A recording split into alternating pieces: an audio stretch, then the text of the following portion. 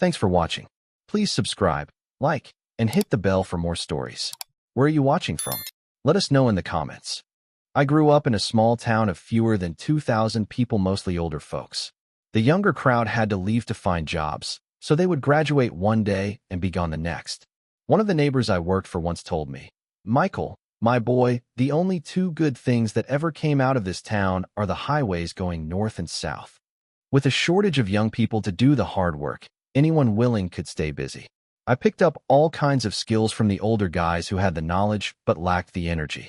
In our town, I became the go-to plumber, carpenter, electrician, painter, cement finisher, roofer, gardener, and mechanic. I even traded my labor for an old pickup truck and started driving when I was around 12. I suppose the law would have stopped me if there had been any law enforcement around, but as long as you drove sensibly, no one cared.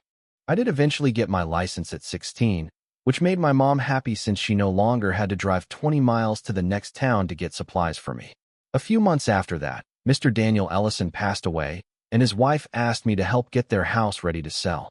She told me that if I did, she would give me his pickup and camper, a 3-year-old Ford F-250 with a slide-in camper. I told her it was worth more than what I charged to fix up the house, but she insisted. I suggested she consult a few trusted people to make sure it was a fair deal, and she agreed to talk to Reverend Thomas Cole and my parents. The meeting did not last long. Mrs. Nora Ellison told everyone that she had made up her mind and expected me at her house the next morning to help her sort out what to keep and what to give away or sell. The next morning at 8 a.m., I showed up. Over coffee, she laid out her plan and then walked me through the house, pointing out what needed repairs or updates. When we got to the garage, she told me everything in it was mine, no arguments. She even gave me 2 gun safes, complete with all their contents, and all the camping and fishing gear. She wanted me to move my things out right away, so I backed up my old pickup and started loading. I took everything to my 40-foot shipping container, which I used as a workshop. After unloading, I went home to ask my mom about putting the gun safes in my room. She was not thrilled but agreed it was safer than leaving them in my shop. My dad helped me bring the safes over, and while we were loading them, Mrs. Ellison handed me a dresser drawer. On the back, written in ballpoint pen, were the combinations to the safes. I jotted them down and tucked the paper into my wallet. After we got everything unloaded, I grabbed some lunch and headed back to Mrs. Ellison's house. When I arrived, several cars were parked outside, and ladies from the church were busy packing clothes into boxes. I ended up helping them load the cars. One of the women pointed to a pile of items and said it was mine, so I moved it all into my truck. After that, I went to work in the garage. It was a 2-car space with walls covered in plywood and a ceiling made of sheetrock, all painted white, but now faded and covered in dirt and spider webs. There was a broom, dustpan, and a trash can, so I started cleaning up. I had to pause to haul some furniture to one of the church ladies' houses and take a couple of loads to the church. By then, Mrs. Ellison gave me the keys to the house, pickup, and camper. She said she would be moving in with 2 friends in the city and did not plan to take much, just her clothes, pictures, and a few keepsakes. We discussed paint colors, and she told me basic off-white was fine as long as everything looked nice. I promised her that for what she was paying, the house would look great both inside and out. That evening, I drove my old truck home and had Dad take me back to pick up the new truck and camper. I was in love with the truck the moment I opened the door. It had an automatic transmission, which meant Mom could drive it to Lowe's and pick up supplies for me. When I looked at the odometer, I thought I was looking at the trip odometer. The truck only had 177,000 miles on it, and I think all of that was between here and the lake. The seat was adjusted all the way back, and it took a few minutes to get it and the mirrors set. I took it home and parked it next to my shipping container shop. Mom and Dad came out to look it over and climbed into the camper. Mom told me to leave it there and she would clean the camper out. It had a tiny cook stove, a refrigerator, and a portable toilet. Dad told me I could get camper jacks for not much money and remove it so I could use the truck for work and school. He told me he did not think the school would be happy to see a camper in their student parking lot. I worked nonstop on the house for just over 6 weeks. I had to replace the roof on the garage, but the house had been shingled in the last few years. I painted the inside of every closet and cabinet in the entire house and garage, inside and out, installed a shower and tub surround, a new kitchen sink and faucets, a new countertop and backsplash. The hardwood floors cleaned up with steel wool. Both screen doors were replaced. I rototilled the yard and planted a mix of rye and grass seed, patched the cracks in the driveway, and called Mrs. Ellison to have a look and see if she wanted anything else done. She was happy, and the house sold within about 3 weeks. This was going to be a short summer, and I was way behind on a lot of yard work. Dad and I got around to getting the gun safes open, and there was enough firepower there to take over a small country.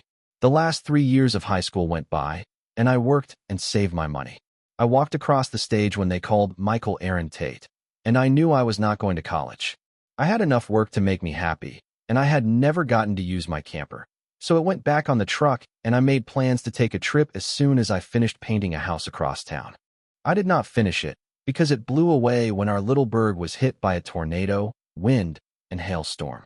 Almost every house in town needed a new roof, and within days there were insurance adjusters and roofing crews everywhere. A guy pulled up in our driveway and said he had heard that I was a roofer and he needed help. I told him I could put on shingles, but did not think of myself as a roofer. He told me that I could make between $800 and $1,000 a week, easy and maybe more depending on how fast I was. His name was Ralph Porter, and I liked him, so I told him I would give it a try. He had the contract for 15 houses in the area that were covered by the same insurance company. He said I did not need to bring any tools, he furnished everything, and he would show me how to make big bucks on roofs. I did not make very big bucks on the first 2 houses I worked with him, but by the time we finished the third one, I could see some of what he had been talking about. He had a pickup and camper about like mine, and he also had a dump bed trailer that he hauled the old shingles to the dump with. He had a shingle lift, air compressor, hoses, and nail guns, and he followed the storms around wherever they hit. He said that when a big storm damaged a lot of roofs, the price of roofing went up in that area until all the roofs were replaced. He did not like to stay in one place because the money was not as good as following the storms. The insurance company that he worked with paid the going rate and did not try to cheat him. He said when you got out trying to deal with homeowners, they all wanted you to cut rates or work the insurance or some other thing every time, and he was not going to do it.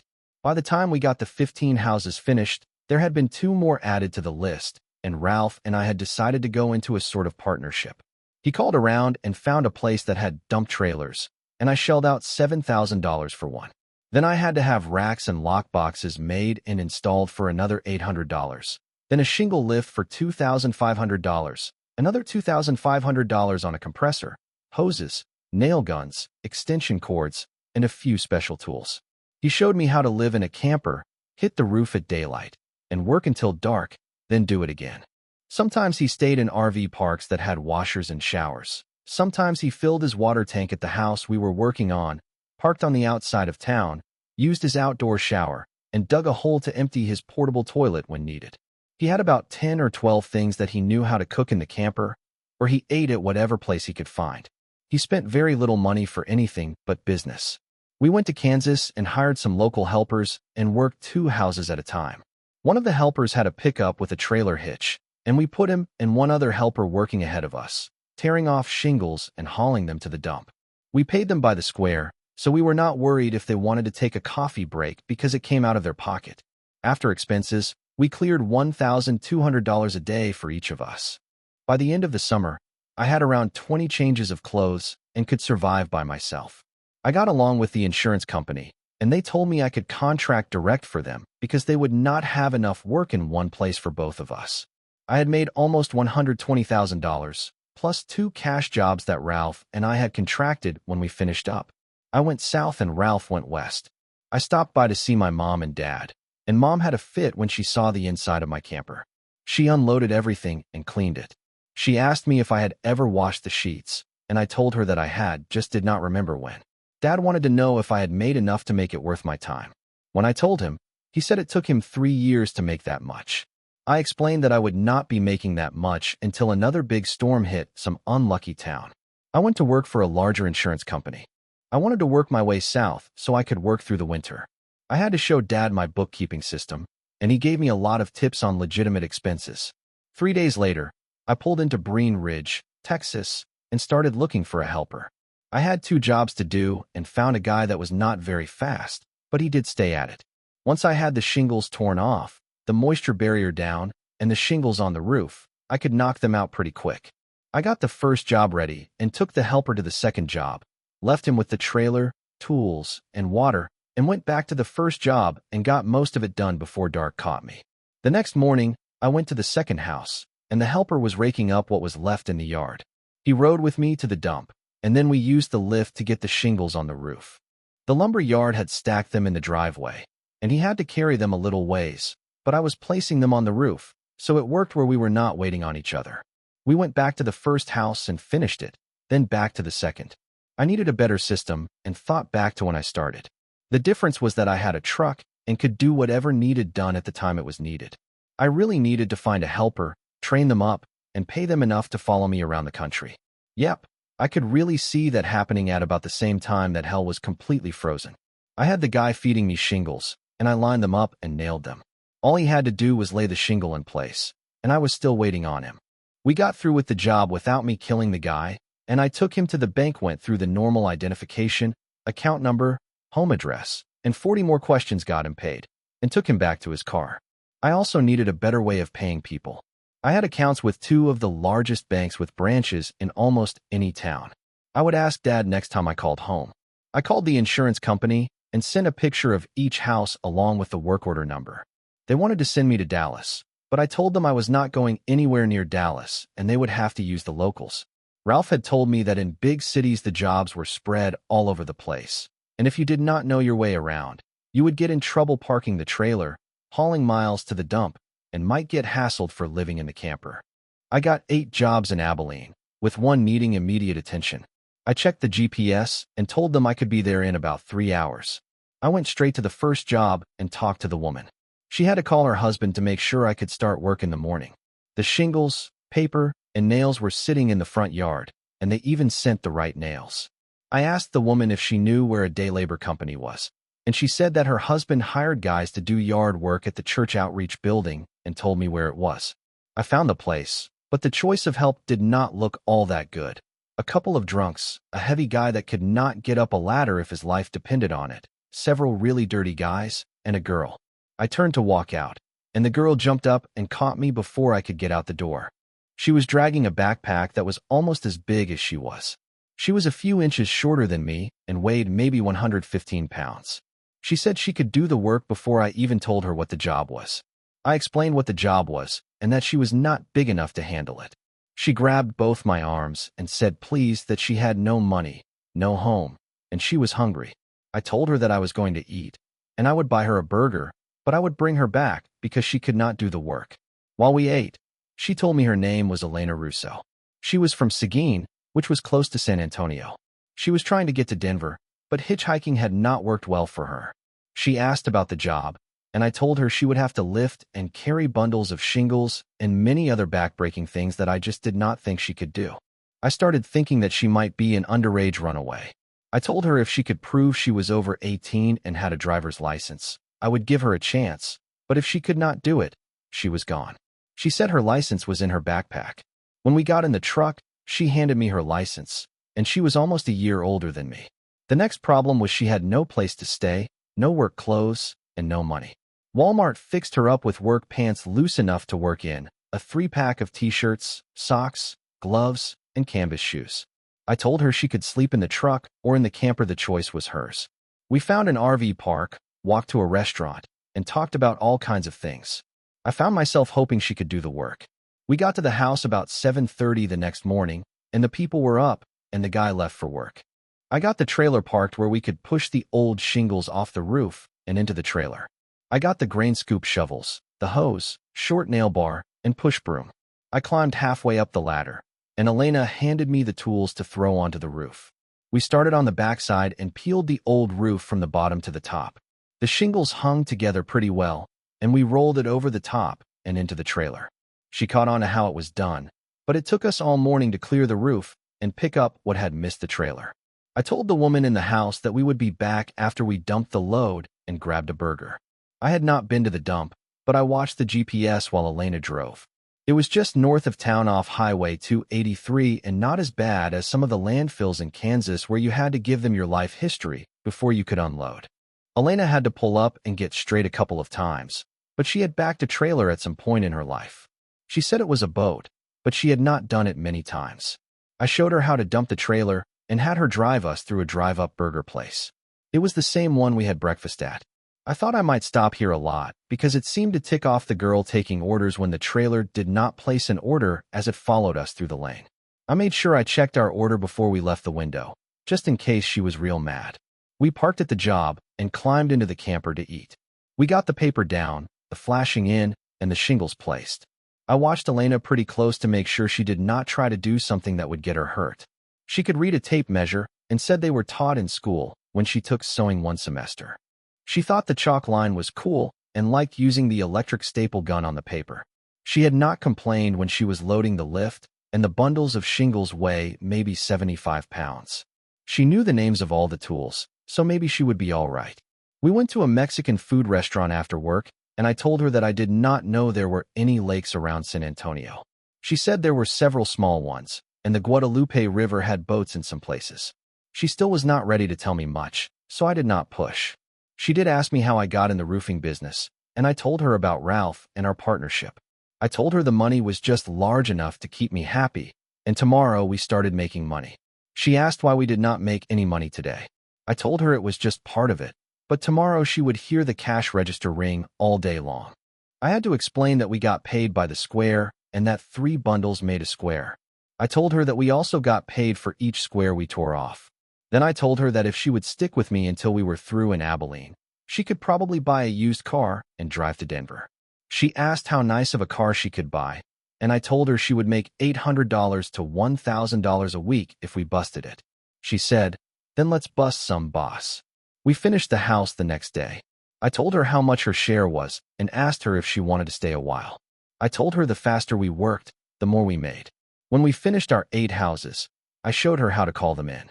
She could send the pictures and job numbers in half the time I could.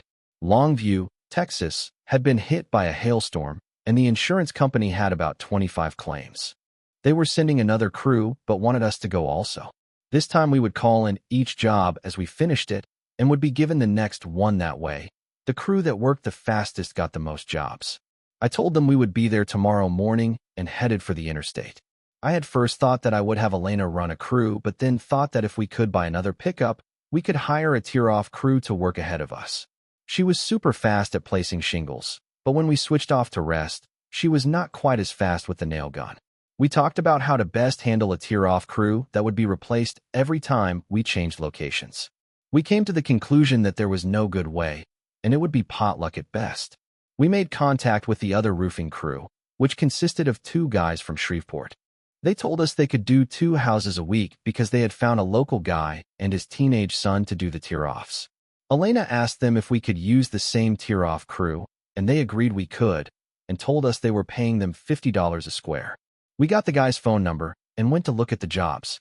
Most of the houses were fairly large with just a front and back, no valleys or gables. The shingles were sitting in the driveways on most of them, so we picked one and talked to the lady and told her we would start in the morning. The guy who did the tear-off said he would meet us at the house at 6 the next morning, and Elena called the insurance company and told them which house we were working on. The guys came prepared and knew what they were doing, so I told them I would pay them $50 a day for the use of their truck and trailer. They wanted to know how many houses a week they could plan for. While the 4 of us worked on the first house, they told us the wife and mother was an RN at the hospital, and since the father had lost his job, he and the son worked cleanup, yard work, or whatever paid, and they preferred cash. Their dump trailer was bigger than ours, and using both trailers we had all the shingles removed, the yard cleaned up, and the bundles of shingles on the roof. We followed them to the landfill, dumped the shingles, and went to lunch. Some days we did a complete house, and others took a day and a half. We wound up doing 18 of the 25, and our helpers were able to pick up enough leftover shingles to do their house with. Normally we just leave the extra shingles at the house, so it was no loss to us. I thought we might be out of work for a while, but the insurance company had us doing a few houses in small towns, mostly in the Texas Panhandle. We had a lot of problems with the wind. You did not roll out the roofing felt and then staple it. You had to hope you had it close to lined up and staple as you rolled it out. We were glad when we finished them, and we decided to take a break and go to the Gulf Coast, sit on our butts, and watch the boats go by. Elena called the insurance company to let the girl know where we were going, and that we would put our equipment in storage when we got there so we would have it with us. We watched the boats at Port Lavaca, Port O'Connor, and Seadrift, Texas, for almost 2 weeks. It was fun. The RV parks were a little high-priced, but the people were friendly and would answer questions that I am sure they had answered 1,000 times. We would have stayed longer, but the lady at the insurance company needed us in the Killeen, Temple, and Waco area, so we stopped in Victoria and picked up the dump trailer. The towns are close to each other, and a big hailstorm went through the area. Several roofs were damaged bad enough to leak, so we had to put temporary plastic tarps over them until one of the crews could get to them. We did have some luck, though. A young couple stopped us and asked how they could get hooked up with the insurance companies. I told them that I had spent a few months working with one of their contractors before they gave me any jobs. We agreed to take them on as subcontractors for the duration of the available jobs. I looked over their equipment, and, other than the trailer being a modified 8x16 two-axle flatbed that someone with some welding skill had turned into a dump bed, they had everything needed. The guy, named Trent Barker, told me the hydraulics had no trouble dumping a full load of shingles. He said that Maya's father had built it for them. They were from Palestine, Texas, and had been in the area since yesterday, trying to hook up with a roofing company. We went to a pizza place to eat, and I told them how we had worked with 2 guys in Longview, with them using both trucks and trailers, tearing off the roofs, and staying one house ahead of us. During the 4 months we worked with Maya and Trent, we listened to their dreams of opening a fence company. Trent had worked 2 years in Shreveport, Louisiana, for a fence and carport company. He said he started at minimum wage, and that was all they were ever going to pay, so he quit. He met Maya in high school, and she went with him to Shreveport and worked at a builder's supply, but in Palestine they worked every kind of job you could imagine, including roofing. I had never done much fence work, and Trent said the only way to make money was to buy materials in truckload quantities, and that was what they were going to use their money for. This started many an evening in the RV park talking about our lives, our families, and why we were where we were. Maya and Trent had never even thought about going to college because their families could not afford it. They had always just hoped to get a good job and get by like everyone else they knew. Elena said she had planned to go to college, but her parents divorcing and pretty much telling her she was on her own ended any chance of that. I told them that I had always been self-employed starting at about 10 years old and had never once, that I could remember, had any thoughts of going to college. I had never had much use for most of the things I learned in school. Math was something I used. Shop was something that I knew more about than the teacher did. I had learned about wiring and plumbing from books and had maybe as many as 100 books on the building trades. I had no plans to stay in the roofing business, but wanted to stick with it until I had enough to go home and start buying, remodeling, and selling houses. Elena said she would go with me if I would buy her one of those fancy tool belts like the house flip lady on the DIY channel has. When we finished the houses, we went to Palestine and stayed a week helping Trent and Maya clean and repair an old metal building that was going to be their shop and home. They had been living under a fiberglass shell cover on their pickup, so whatever they fixed up in the building would seem like a 5-star hotel. They survived it, had a good time, and saved the money for their dream business. You can do most anything if you really need to, and they proved it. Over the next 20 months that we stayed with roofing, we worked with a lot of people, some good, bad, fast, and slow, but we never met anyone as determined as Trent and Maya. We reached the day that we had enough money and for damn sure had enough roofing, and I once again offered Elena half of the money if she wanted to go find her folks. She never did get over being told to hit the road when they split. I am sure she could have found them if she had tried, but they had no way of finding her. We had been home several times to visit my parents, and they both told me I could not find a better match than Elena, so I had no problem taking her home with me. My dad suggested we form a corporation to protect ourselves against lawsuits, so with my parents, Elena, and me as the legal partners and officers, we became JT Renovations, Incorporated. Elena got her fancy tool belt, filled with new tools, some plaid shirts, and tight Levi's. Mom told her she needed a new 3/4-ton crew cab pickup with our logo on the doors. While they were buying the pickup, Dad and I were looking at some vacant houses that were probably vacant for a good reason. I knew most of the houses in town from working on them at some time or other, and these were vacant because the owners had died or were in nursing homes. Many times they had no kids, or their kids did not want to live where they grew up. I think I am the only person from my class in school still living here. On paper, Dad is our financial officer, and he was good at it. He complained about the price of everything. The county seat is located in another small burg southwest of us. The city to the north of us is actually in another county. Sometimes that is a good thing, and other times a pain in the butt. Dad had to work, so Elena, Mom, and I made the trip to check on the 3 vacant houses. Mom knew the lady at the tax office and had to catch up on what each had been doing, but after 10 minutes we told her what we wanted. There were several years' taxes owed on each property, but the lady said that as it was, no one was paying them. If we made an offer of paying the back taxes plus $500 on each house, we would probably own them. The advantage to the county was that someone would now be paying the taxes. She totaled them up with the delinquent charges, and we could get all 3 for $21,000. That was a hell of a lot less than I had thought, and I am sure that Mrs. Dorsey, who insisted that we call her Janie because everybody did, saw the surprise on my face. Being the talker that she is, she told us there were maybe 50 properties that could be had because nobody wanted them. I told her we would write a check for the 3, and if she could make us a list of the others, we would look at them. She took the check and property information to the judge to either approve or reject, and he came out and talked to us. Judge Harper asked if we understood that the properties were in various stages of neglect. I told him that I had lived there all my life and had been in all 3 at one time or another. He said okay, but no money back on the deal. They were now our problem, and be sure to pay the new taxes by the end of January. Just that quick. JT Renovations owned property, complete with the county judge's signature. Janie printed out a list of property with delinquent taxes. She had marked through a few and said that the taxes on them were not yet 3 years delinquent. She also told us that a few of them were farm properties and that we would have to see what the judge would set the price at. We had to wait another hour for all the paperwork, but left with the deeds to all 3. The next stop was the electric company to get the power turned on.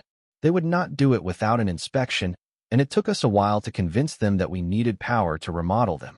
They finally agreed that if someone was at the property, they would send a man to reconnect the wires. Water was the same problem, but on a more local level. Our water department had pulled the meters to use somewhere else and had to buy some new ones. We would have to pay a reconnect fee of $150 per house, and they would have them installed within 3 days. Natural gas was the same deal, only worse. The guy told us they would hook a leak-down gauge onto the property gas lines and was just pretty sure that they would not pass because they had been built back in the 60s, and he would bet they were rusted out. We agreed they probably were and would replace all the gas pipes in all 3. He said that we should replace the water pipes also because they were at least as old and would destroy any remodeling that we did. Maybe this was not going to be as easy as watching the shows on TV. It became clear that we had the easy part done. We spent hours figuring out how to make each house look like something that somebody would want before we even thought about starting. Dad wrote out an ad for us to post on the internet and take to each plumbing and electrical supply to find licensed people to work for us. Once we found them, they knew other tradespeople like tile, flooring, landscaping, carpenters, and painters. The electrician was a one-man operation and spent several hours talking to us while he and Dad grilled steaks and talked football. He convinced us to buy an enclosed trailer and stock it with everything needed to wire houses, including the breaker panels, and then wrote out a list of what it would take to wire a 3-bedroom house complete. He said he had used the list for enough years to know that he did not have to make many trips to the supply house. He told Elena not to waste her time figuring out what light fixtures to use in each house, find the ones she liked, buy them by the case, and use the same ones in all the houses. I could tell she did not like that idea too much, and she told him she would stock the trailer, but she would get the light fixtures she wanted because it was the only place she could make changes in the electrical.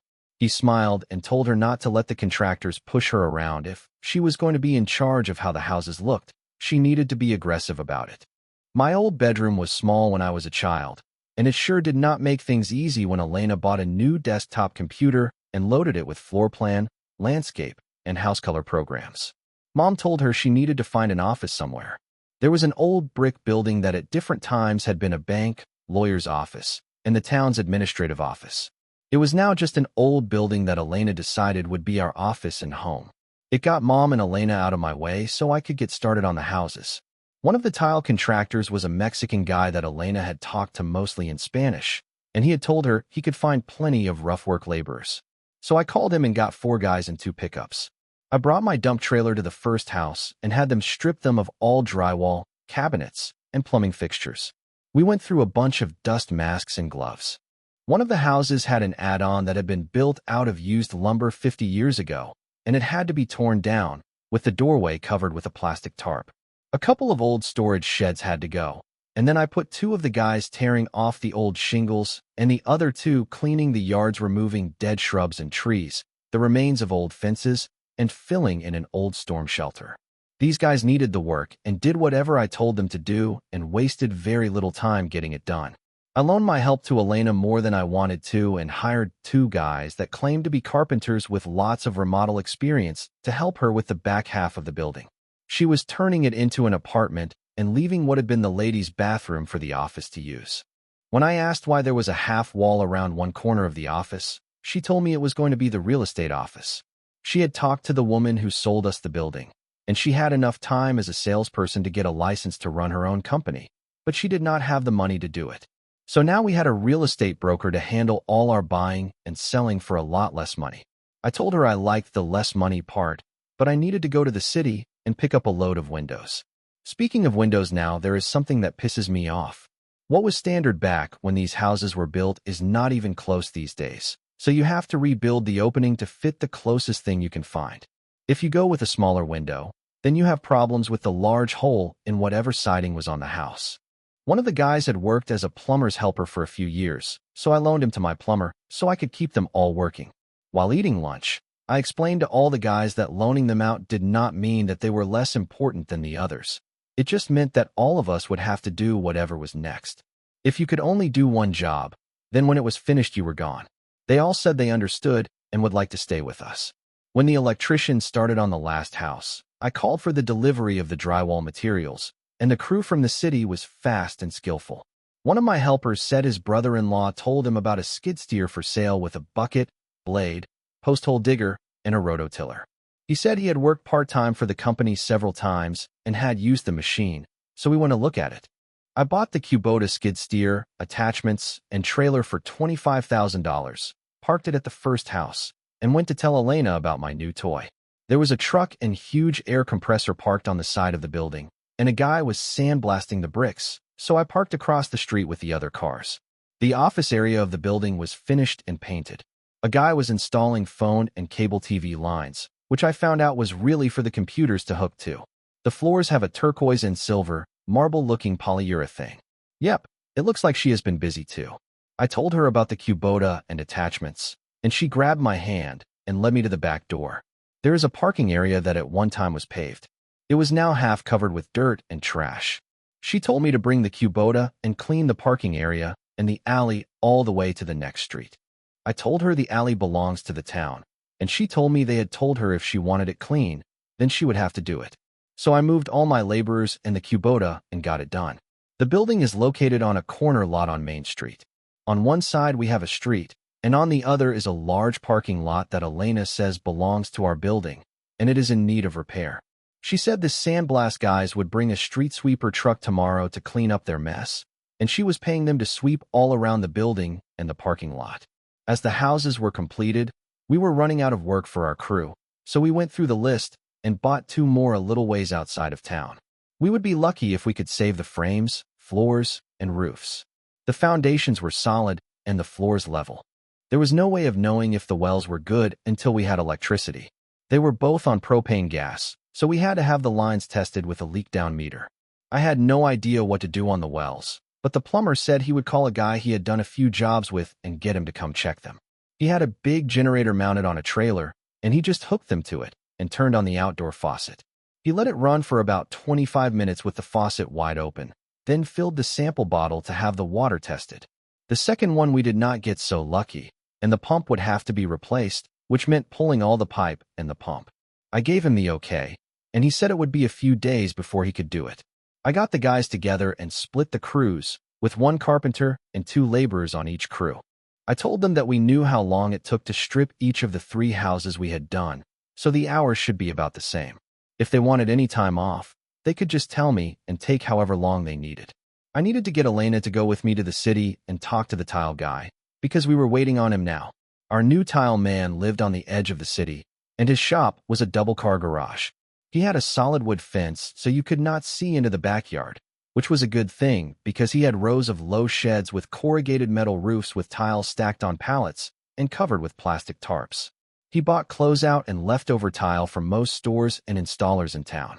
You just walked down the rows and looked at the sample tiles on each covered pallet, wrote the number down, picked the color of grout you wanted, and gave him the numbers and square feet you needed. He would check to see if he had enough for the job. You could also mix colors or patterns, he did not care. Whatever you wanted, you got. I looked around for Elena, and she was in the garage talking to a girl who looked to be about 19 years old. She wanted me to come and look at the mosaic the girl was working on. The picture was a red rose with green leaves and stem on a black background, about 3 feet tall and 2 feet wide. She said she chose a rose because she had been saving tiles that had just the right shade of color for about 2 years. She said she could see pictures in multicolor tiles, and when she was 10 she started making mosaics from broken and scrap tile. Elena asked her how much they would cost, and she said she had never sold one. She numbered the pieces on the back and put them in boxes with the folded-up drawing. She wanted to try clear polyurethane for a surface, but she needed to get an air-powered caulking gun and the plastic tubes and nozzles to inject the grout around the pieces. She also needed to get the ornamental iron guy to make her some circles and ovals of different diameters made of half-inch square tubing. The clear polyurethane was used for T-tops and available at the builder's supply. It became obvious that they were not through talking, so the tile guy Oscar Keeling and I went and sat down. He told me that he had been trying to build up the business so he could turn it over to his daughter, Alyssa Keeling, because she had not made good enough grades to go to college. She had a lot of trouble in school because she drew pictures all day instead of doing schoolwork. She was an excellent tile worker, but he had some problems with helpers keeping their hands to themselves, and he had to fire a couple of guys. He was thinking that she would not be able to run the business. He had not really wanted to buy all the leftover tile, but Alyssa needed to look through a lot of tile to make her mosaics. We got the tile work completed, but Alyssa did not help because she was with Elena every day, working on the tile in our apartment. When the houses were complete, Cindy Alvarez, the real estate lady, came up with prices for them that I thought were wishful thinking.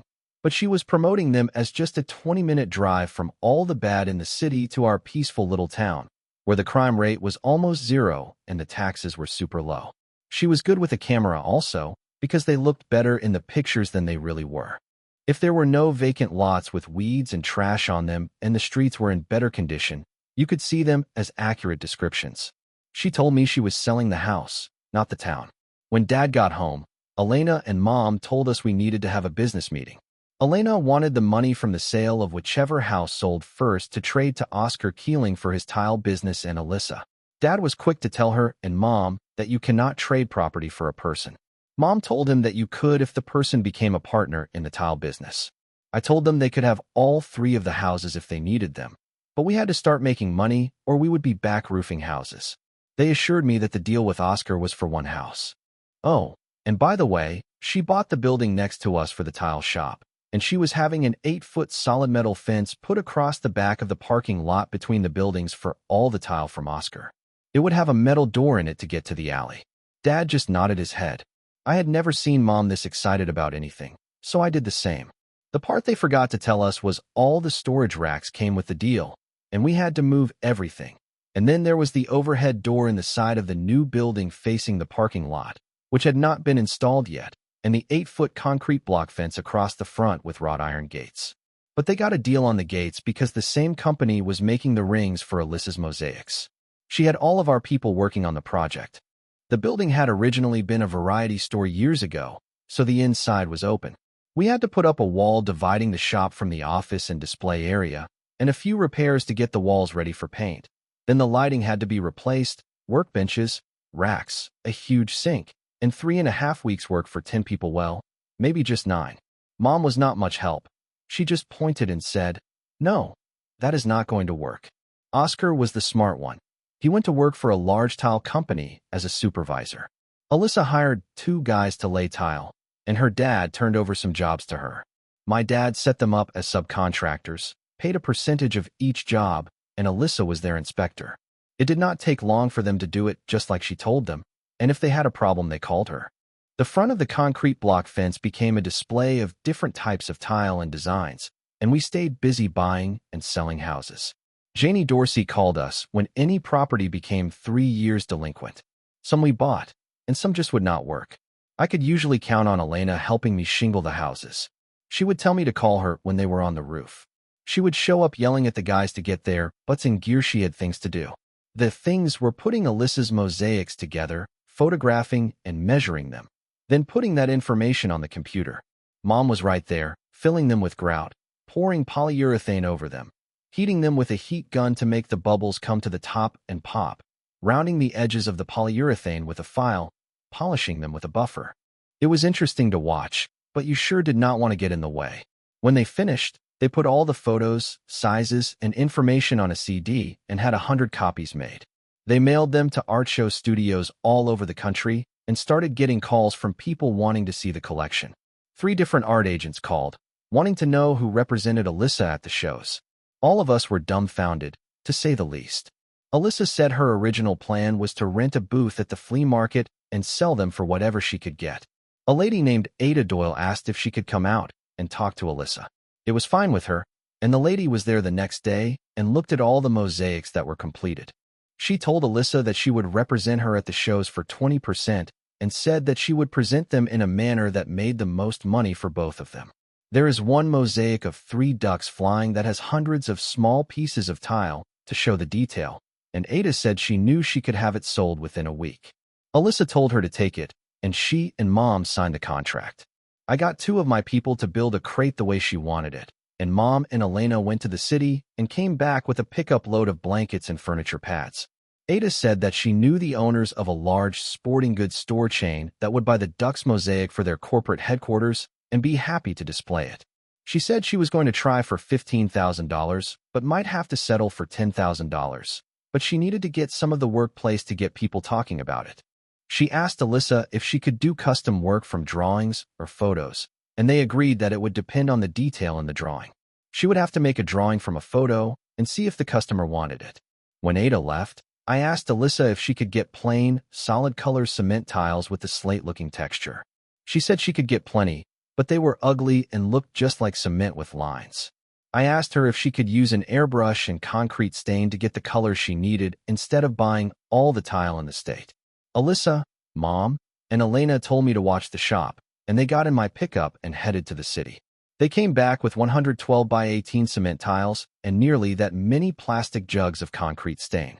They had 6 high-volume, low-pressure paint guns and 2 airbrushes, a compressor, and 50 feet of hose. The stain was water-based dye, so there would not be any fumes to deal with. The plumber had to run a water pipe along the wall to a floor drain in the back of the building. They were going to wash the tiles in bleach water, let them dry, apply the stain, let it set until it was the shade they wanted, then rinse and let dry. The plumber made some stands about waist high with 2 20-foot sections of pipe between them for racks. I thought they were to spray them like painting a car, but the paint guns were just used as a method of getting the color on the tile, sort of like a child's very wet watercolor. They knew what colors they needed and just smeared it around with some cheap brushes from Harbor Freight.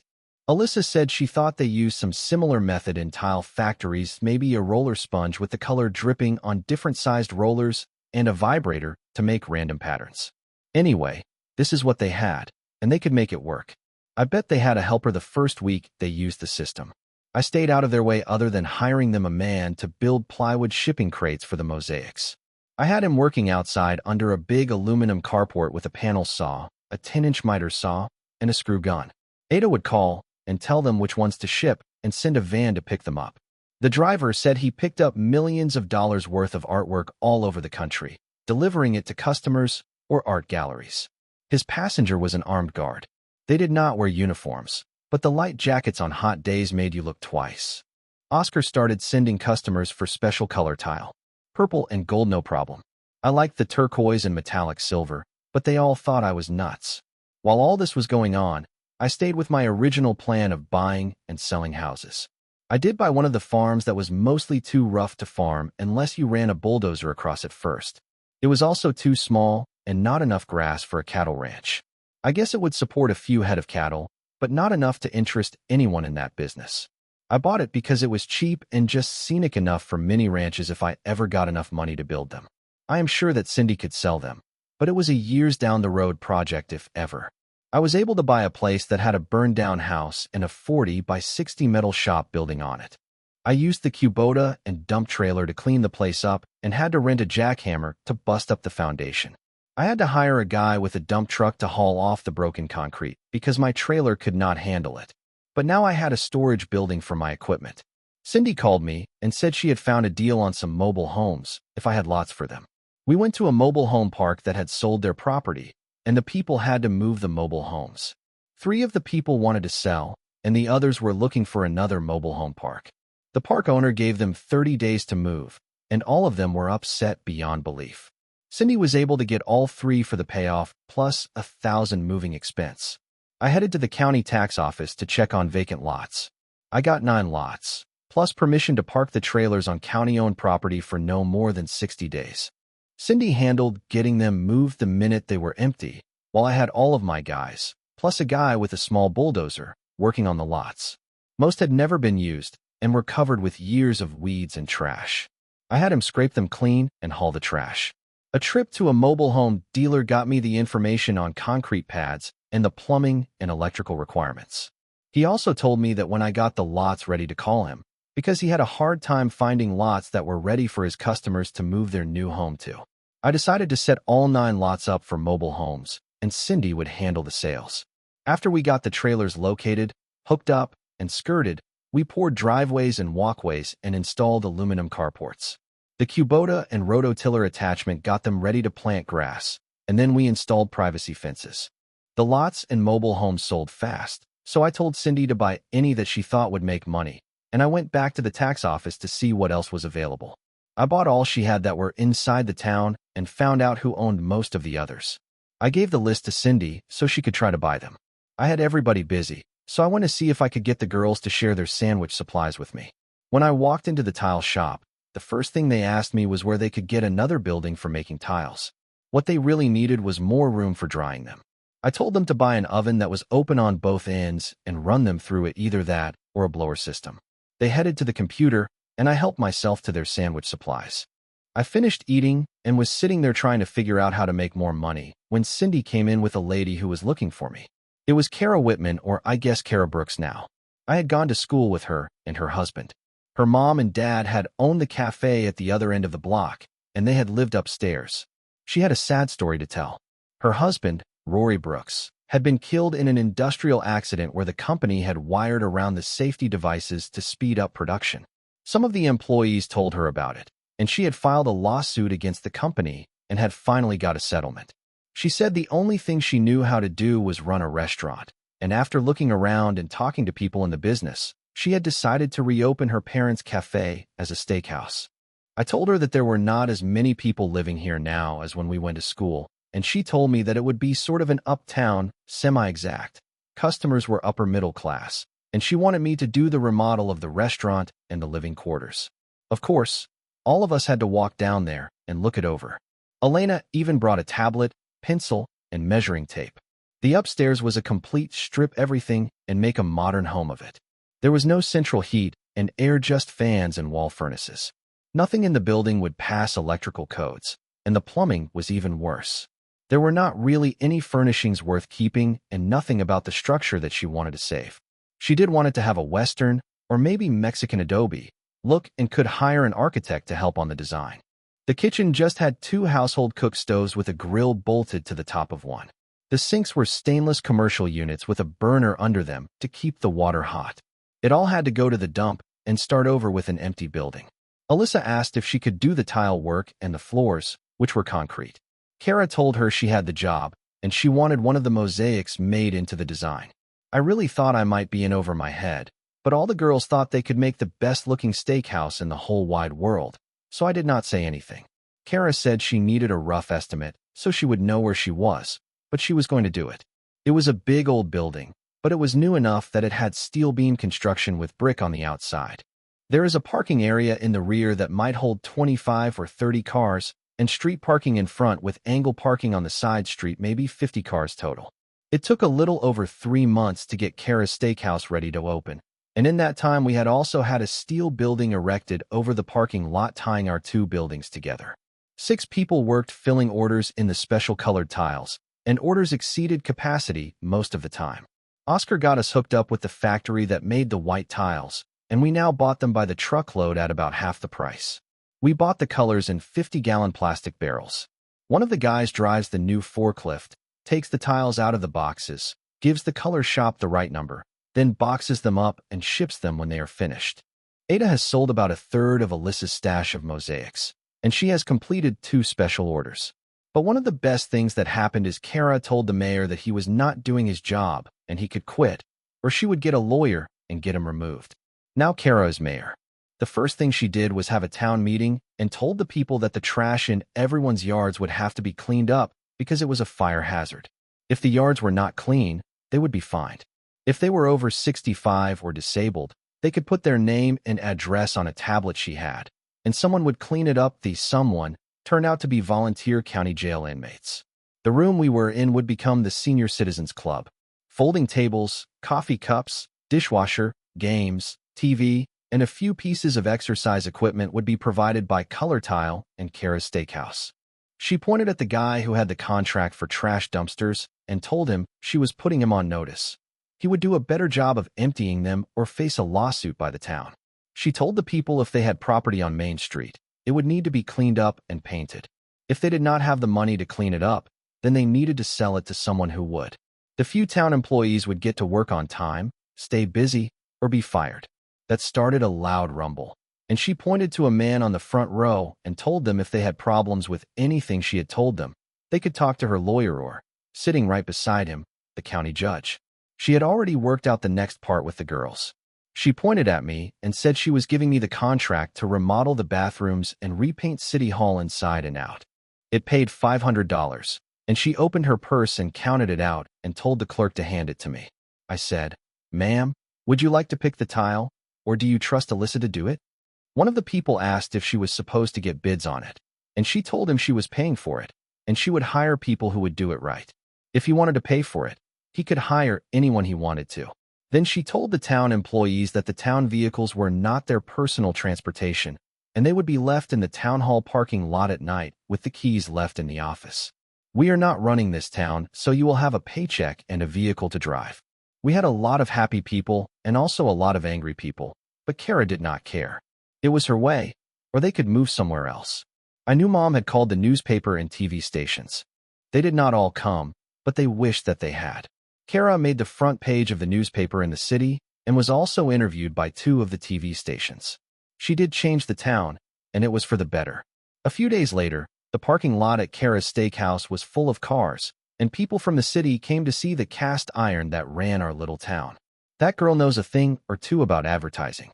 About 7 months after the big meeting, Kara introduced me to a land developer at her steakhouse. He said that the city was building in this direction, and he wanted to buy the farm property that I owned, and that he realized that it was the best-looking property in the county. He offered me $1. $2 million for the 200 acres or $6,000 an acre. Elena was kicking the daylights out of my leg under the table, so I told him I was listening. He said that was all he could offer because it needed roads and utilities. I asked him if he was talking cash, and he said he was, so I shook on the deal and told him that I would want our real estate agent to handle our end of it. He agreed and even paid for our dinner. When he left, Dad asked me how much I paid for it, and I told him $400 an acre, but it really did not matter because I was never going to have the money to develop it, and I knew I would have to sell it at some point. Dad told Cindy to find somewhere to invest the money from the land sale, or the tax man was going to get an enormous chunk of it. What she came up with sounded a little too far out at first, but the more we talked about it, the better it sounded. About 30 miles east of us, the land started getting a little rough for farming, and it had a lot of trees, hills, and small canyons nice to look at, but not a lot you can do with it. A few county roads, but no major highways, sort of an out-of-the-way place. Some fool had built an RV park in one of the canyons, complete with paved roads, individual camping and parking spots, water, septic tanks, electrical hookups, street lights, a convenience store, gatehouse and living quarters, a small amphitheater, and a bunch of other expensive but impractical things. 60 acres of wasted money.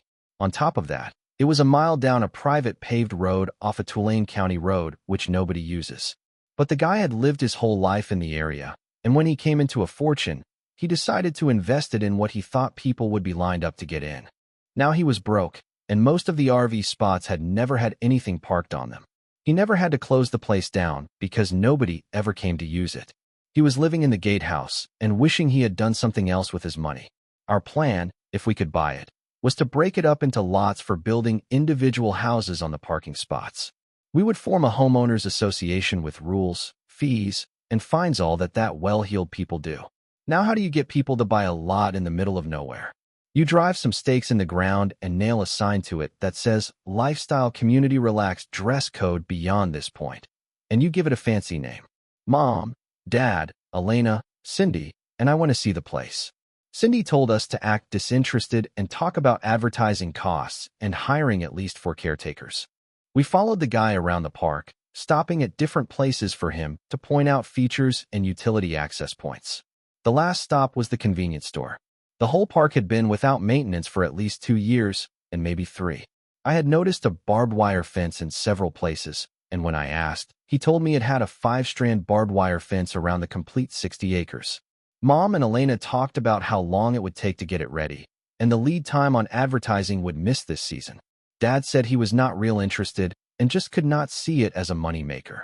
He told the guy he would make him a one-time offer of $4 million yes or no, but we were needing to be someplace else.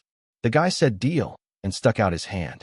Cindy got all of us to sign some forms and told the guy she would get the closing set up as quick as she could. The guy gave us several topographical maps, a survey drawing, a large-scale map of the roads with parking spot locations, and a utilities map of the park.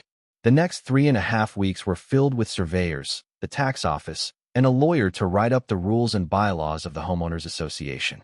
Cindy made up a cover letter and advertising brochure, which she sent to every naturist organization she could find on the internet. Cindy took care of pricing the lots, and they ranged from $50,000 to $125,000. We had signs printed up that said, private residential area, no hunting or trespassing, security on duty. All violators will be held for prosecution. Further information from our law firm and the phone number. We then wired them to the top and second strand of the fence at 20-foot intervals. I had every member of my crew acting as working supervisors for another 20 guys, and they cleaned, chopped, and raked the place, then cleaned the gatehouse, bathrooms, showers, and convenience store building until they sparkled. We had an opening week for viewing the lots and had at least 10 couples in the park every hour of the day. Most of the people looked at every lot, and many walked over, around, and through each space all day long. At the end of the week, Cindy had sold 18 of the 43 we were selling. 2 lots were held in reserve because Cindy said so. It took just over 6 months to sell them all, and Cindy had taken care of all of that. Several homes were nearing completion, and the HOA had held their elections, and our lawyer had turned over all the property, including the 2 reserve lots, to them. It was now theirs. We bought and donated some street maintenance equipment and Christmas decorations to the town. Since the main street was also a state highway, the state did the main street maintenance, but Kara and City Hall stayed on everyone to keep the buildings looking good. She got every nickel available from the county and stayed after all the grants she applied for. She put the money into the town and took advantage of any free advertising she could get. An insurance company moved their payout office to our town. All they did at this location was mail checks, but it helped the post office and opened up one of the closed buildings. Kara's Steakhouse did not open for breakfast, but she bought a building on the north end of town that had been a convenience store long ago and opened Hava Cupa coffee shop, which served 3 meals of food for the average citizen. I do not know how she does on money, but the place is packed at 6 a.m. and stays that way all day long. There are some types of business that our town will never have until the city that constantly creeps down the highway reaches us. The county gave Kara an award for her work, and we all went to the meeting. The TV people were there, and it looked like she was going to get some more advertising for herself and the town. They wanted her to give a short speech, and she told them that the award would look very pretty hanging in the steakhouse, but they had given the award to the wrong person. She told them how many of the lots in our town and county that I had owned and turned into tax-paying properties. She told about me being the reason for the new housing development west of us and the Riverbend Canyon project east of town and the amount of tax revenue it had all generated. She said she was not really surprised at getting her award, But Michael would be, and the judge walked onto the stage carrying another award and called me up. The TV people surrounded us, and one of the questions asked was what college we attended. Kara told them we did not go to college, we went to work. The fool said to just think what we could have done if we had attended college. I told him that with any luck at all, we would probably graduate in the spring and be starting from square one, block one, and the town might have been gone, but we were here. The town is still here and growing. All it takes is hard work and a little luck.